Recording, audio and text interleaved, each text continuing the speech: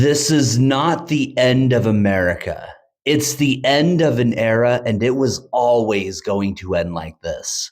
For the last century and a half, America has been living a lie, a contradiction between its stated Enlightenment values and the reality of the oligarchic, white supremacist, corporate controlled state that took root after the Civil War.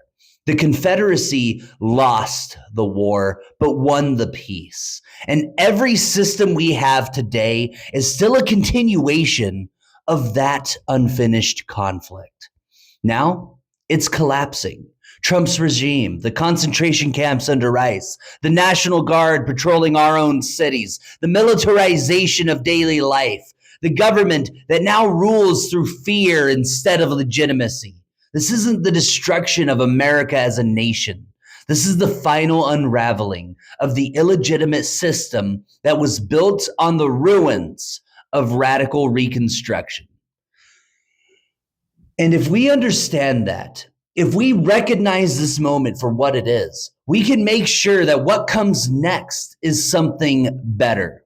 This is not the fall of a nation. This is the end of the chapter where the Confederacy won. And now we have a choice. Right now, it feels like everything is breaking down. The government is compromised. The courts are captured. The billionaires and warlords who bankroll both parties have stopped pretending they're subject to law. Every day brings another sign that the America we thought we lived in is vanishing before our eyes. But the truth is that America never really existed. Not the way we were told, not the way we were promised. The country we were taught to believe in, the one founded on Enlightenment values, on liberty, justice, and equality, has never actually been realized. The Declaration of Independence spoke of self-evident truths, but it was written by men who owned slaves. The Constitution was drafted as a contract between states, and some of those states' primary goals was to preserve human bondage. And after the Civil War, when we had the chance to correct those contradictions, when we had the opportunity to rebuild America in line with its stated ideals, the ruling class, North and South, chose capitalism and white supremacy over justice. The Confederacy was defeated on the battlefield, but it was absorbed into the system.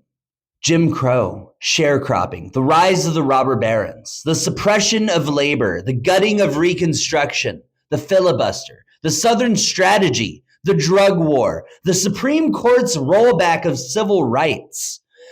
Every system of power in this country, the way wealth is distributed, the way the economy is structured, the way elections are controlled, has roots in that compromise.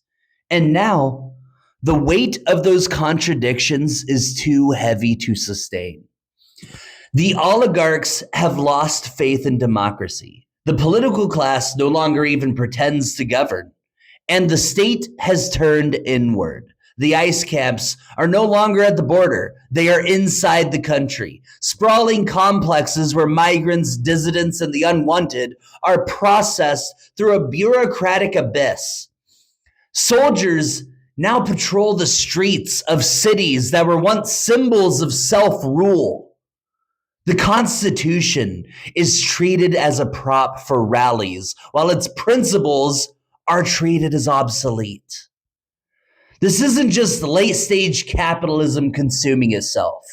It's the illegitimate post-Civil War government finally breaking under its own hypocrisy. It was always going to end like this. But the question isn't whether the old system will fall. The question is what we build after. Here's what people forget. America is not just the federal government. The United States is 50 states, 3,000 counties, and 300 million people. The federal government may collapse. It may be seized by the oligarchy. It may become a hollowed out military dictatorship sustained by fear and propaganda. But the country does not cease to exist because the government is compromised. State governments still function. Local communities still operate. The infrastructure of daily life does not vanish overnight. That's why the ruling class is terrified, because they know that even if they control the government, they don't control the people. And the people outnumber them 3 million to 1. They can buy every politician, own every corporation, command every media narrative, but they cannot rule without consent of the governed. And consent? That's crumbling. People are waking up. People are realizing that the entire system has been a scam. That capitalism was never about freedom. That democracy has been held hostage by a minority of elites for generations. That every institution has been rigged in their favor. And now, in their desperation to cling to power, they've revealed themselves. They are not invincible. They are not gods. They are a handful of men who only rule because we let them. And the moment we decide we don't, it's over for them. The old system is dying. That much is clear. But America is not ending. It is waiting to be rebuilt. And the real fight isn't about surviving Trump or the military occupation of our cities. It isn't about which faction of the elite gets to dictate terms. It's about what comes after. If we let them dictate the terms of the new system, we get technocratic feudalism, a world ruled by oligarchs and their generals, where democracy is a memory, where labor is disposable, where surveillance replaces law, where the state exists to protect power from accountability. But that is not the only option. If we refuse to let this collapse be their opportunity, if we seize it for ourselves, then we have the chance to finally build the America that should have existed all along. In America that actually lives up to Enlightenment values. In America where power is distributed, not hoarded. In America where technology serves humanity, not domination.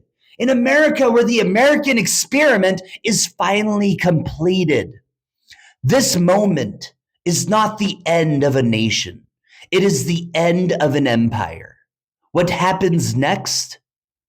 That's up to us.